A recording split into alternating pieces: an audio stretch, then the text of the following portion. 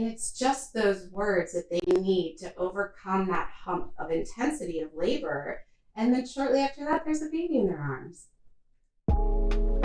Welcome to Lifestyle Evolution. In today's video, I will be interviewing Julia, a midwife who will be talking all about the home birth experience.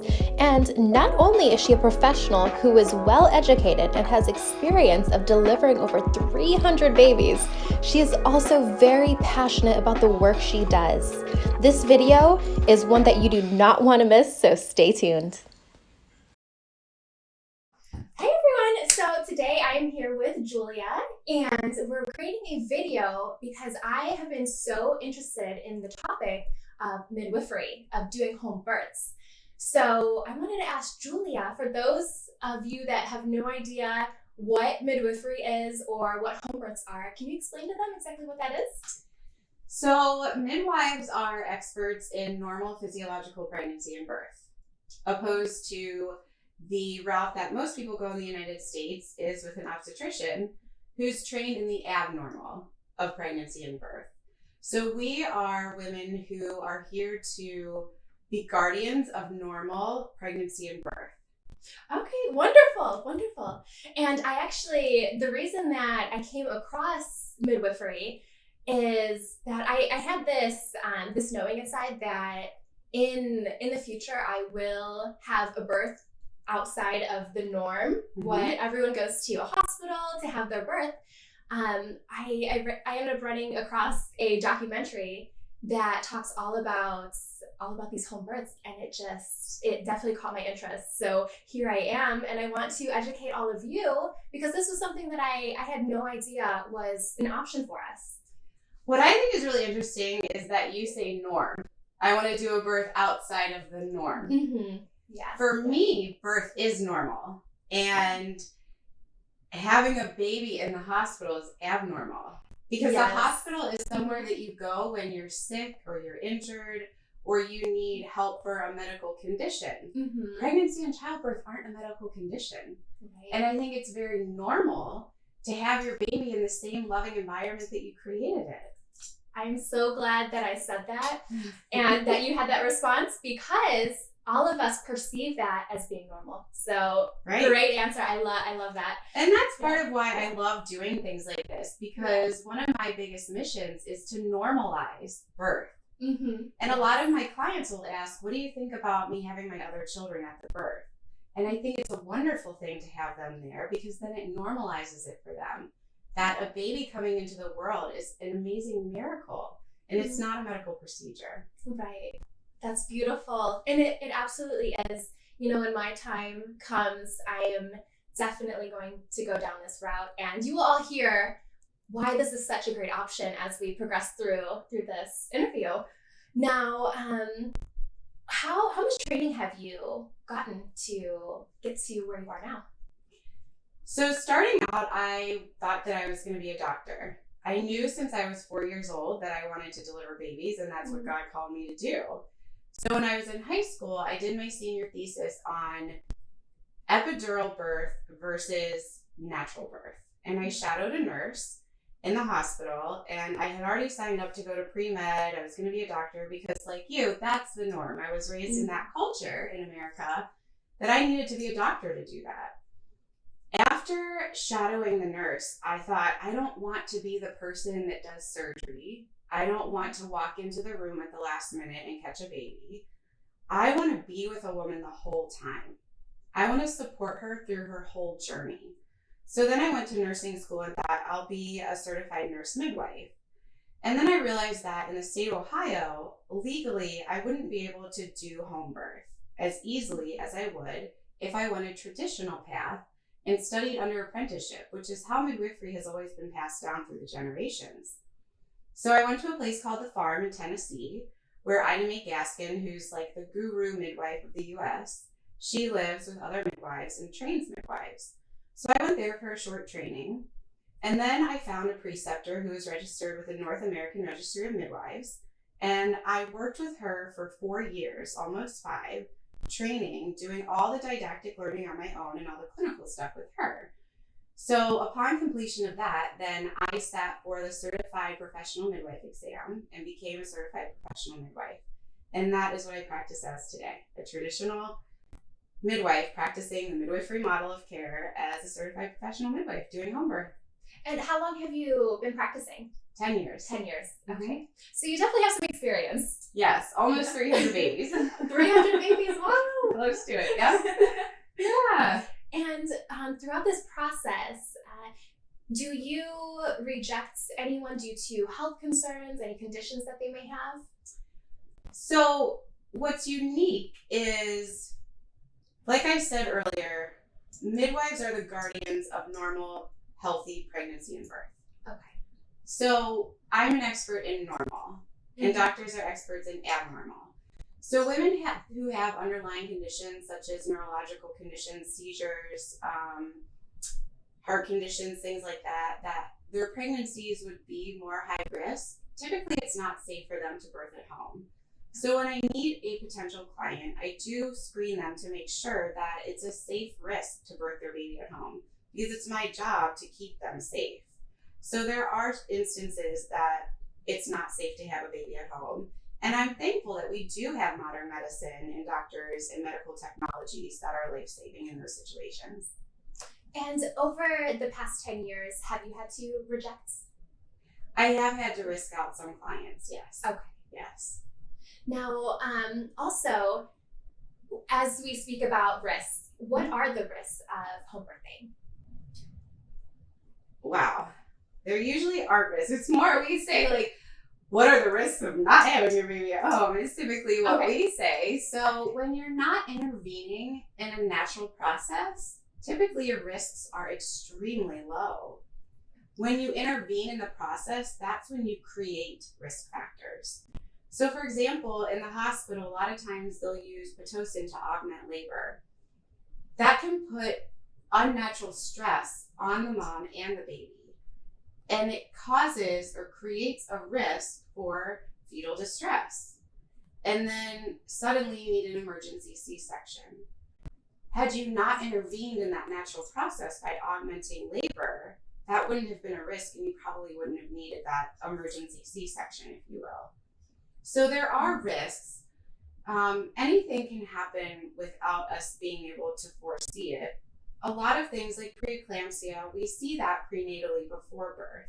So what's important is good prenatal care and taking care of yourself. And my job is to educate women, give them non-biased information so they can make the best choices for themselves so that they have a healthy outcome.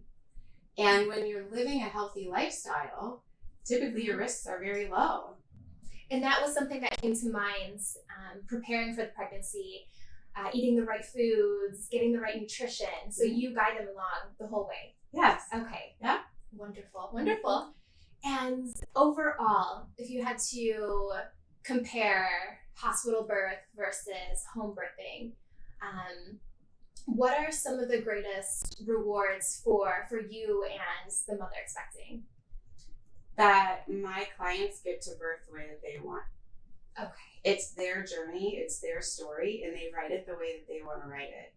And all of my clients will say they are so thankful that I hold a safe space for them and let them do what they feel they need to do throughout pregnancy, labor, postpartum. And I lovingly support them and hold that space, because in the hospital, rightfully so, they have different protocols that they need to follow.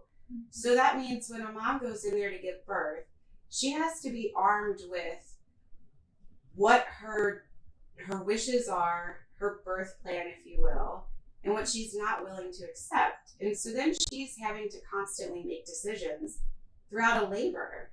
When you're laboring, you should be undisturbed.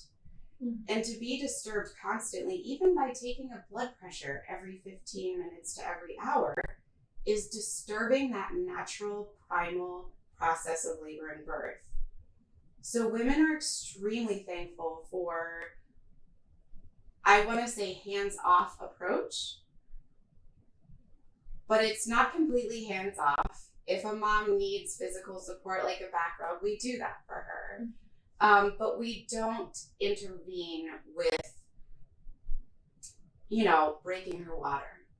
And then she's on a clock to deliver the baby within 24 hours. We don't do things that cause stress in labor. We're there to hold space. So another funny thing that most moms say is, I am so thankful that I'm in my own bed after they give birth. I tell you, every single one of them says, it feels so good to be at home in my own bed. Nobody's poking and prodding me or my baby. And they don't have to fight for the little things like delayed cord clamping, delivering the placenta on their own, letting the dad do skin to skin. Those things are just automatic at home. I can only imagine how beautiful a moment like that would be at home. Now, when you deliver the babies, do you ever do water births, or do you do both? So some of my clients like to birth in water. They deliver their babies, and I always say I catch the babies, but I encourage dad to catch the baby. I always say, well, you put it in, you should take it out. And also just at a spiritual level, for that child to have his or her father's hands be the first one to touch it, it's just so incredible to me. A lot of times I end up catching just because dad is supporting mom in a different way. But they do like water. I would say about 50% birth in water. Okay. Yeah.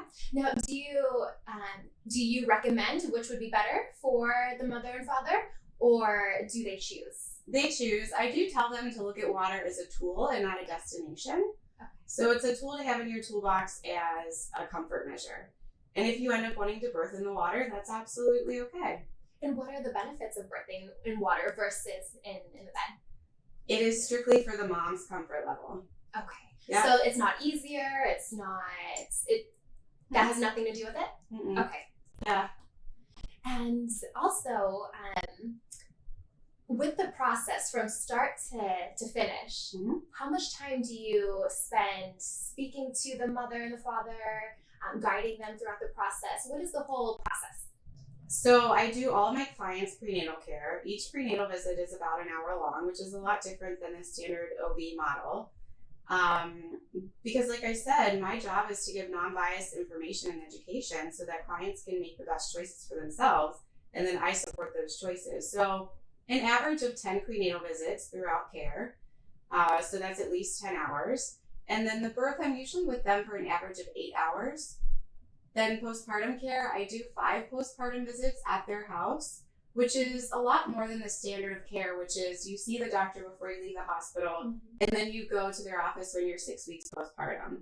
I truly believe that the postpartum period is the forgotten trimester.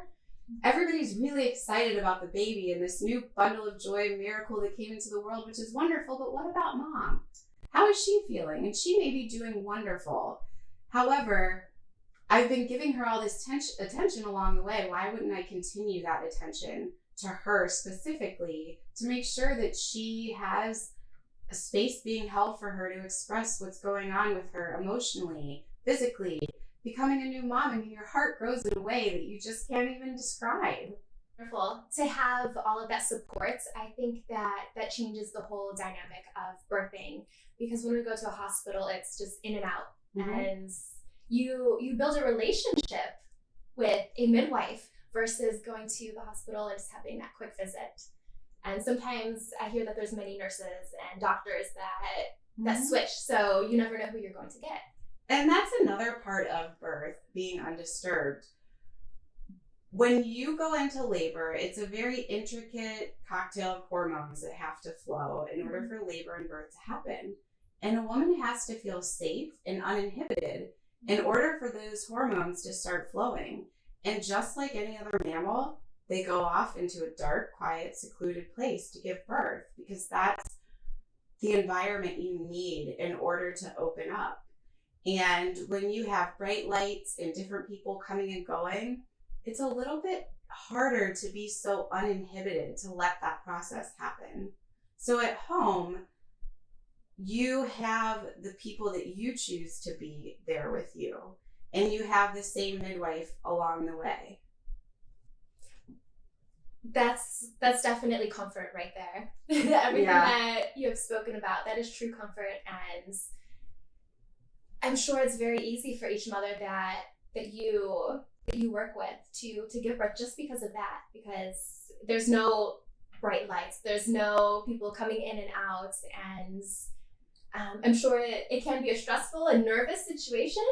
But with that being said, how do you help them during the process? Do you do breath work with them? Is there anything you say to calm them down? Prior to their delivery, I have them attend a 3-week childbirth course. So it's 12 hours of coursework. And I designed the courses with my nurse, who is also a hypnobirth instructor. And we took it as, let's educate women what is actually happening in their body. What is actually happening during this process? Because I think the biggest element of fear comes from the unknown. Mm-hmm. So when you're armed with knowledge, you feel much more empowered. And that's my job, is to empower women. And so when they go into labor and birth, they feel very empowered and prepared for what's ahead. And so does their partner, because they attend those classes as well. And so they're not fearful. And like you mentioned, relationships. When you build that relationship with your client and their partner, there's a level of trust that allows that process to unfold without any hiccups, which is just such a beautiful thing. A lot of times I find myself saying to women during labor, you're safe. A lot of times during transition, they'll say, I can't do this, I can't do it. And my response is, you are doing it. And it's just those words that they need to overcome that hump of intensity of labor. And then shortly after that, there's a baby in their arms. And as you speak about all this, I can just feel the passion and the love that you have for everything you do. And to feel this and to know this, for someone, if I was expecting, I would feel so comfortable with you. There would be no questions asked. I would know that everything's going to work out, everything's going to be fine. And to know that I can rely on you. Mm-hmm. That is such a beautiful thing. Mm-hmm. And I do have a question. During the process, do you ever recommend that they have a plan B just in case anything were to go? Of course. When we have the 35-week home visit, we fill out an emergency plan of care, because we need to know what's going to happen if something arises in labor that we need to ask for help from the doctor, expert in the things that are abnormal. And so we want to have that planned out ahead of time. So again, everyone is aware of what's going to happen and there aren't surprises. Good. Yeah. Good. Very good. Yeah. So there's always options. You can always have a plan B. I know some people may have questions or may worry, but just knowing that there is a plan B in case that does arise, I feel like there's no reason that everyone should do a home birth. Right. I agree. Absolutely. I think overall, we've answered pretty much any question that I would have myself, or any question that anyone watching would have. Now, for any more information, where can they find you? Do you have a podcast or a YouTube channel? I do a podcast. It's called The Home Birth Experience, and I have interviewed physicians, chiropractors, but the majority of my episodes are previous clients telling their birth stories. Mm-hmm. And I think that is wonderful for other women exploring the option of home birth to listen to other people's stories. I also have a website, clevelandhomebirth.com, and all my contact information is in that website. All right, wonderful. So if any of you have any questions, please reach out to her, especially if you're in the Cleveland area. She is wonderful. Thank you. And I came across her because of one of my best friends. Her cousin came to see her, and she delivered a baby boy. Mm-hmm. So she did a wonderful job. And that was the same story. She had a hospital birth the first time, and then after a home birth goes, I'm so happy to be at home. And there were, to mention, talking about Plan Bs, there were risk factors in her first pregnancy, and they showed up in her second pregnancy. And just because we're experts in normal doesn't mean that we can't give you education to help you make lifestyle changes that will decrease those risks.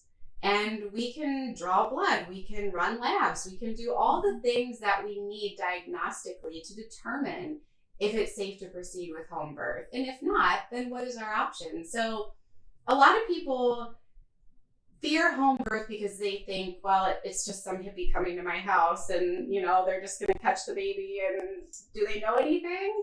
And I think really that's the culture mindset that we need to change, is that midwives who accompany families along their journey for home birth are educated, and their job and their passion is to keep you safe and to hold that space for you. That's an important part that you just spoke about, because that does cross people's minds. And I know I've brought this topic up to others and like, oh, I don't know, they're not working at a hospital, and they don't take the time to educate themselves and realize that you are a professional. Our training's pretty extensive. I mean, I spent as long in clinical training as a physician does doing his residency. Good. So you are safe in her hands and in other midwife's hands and care. Yes, absolutely, 100%. All right. Well, is there anything else that you want to speak about before we end this video? I think we really covered it all. I just encourage the audience, if you are curious, to reach out to me, reach out to the midwife in your area, wherever you may be. Just find out what your options are before you make any decisions. Well, thank you. Thank you so much, Julia. You're welcome. It was a pleasure. It was a pleasure meeting you. Thank you.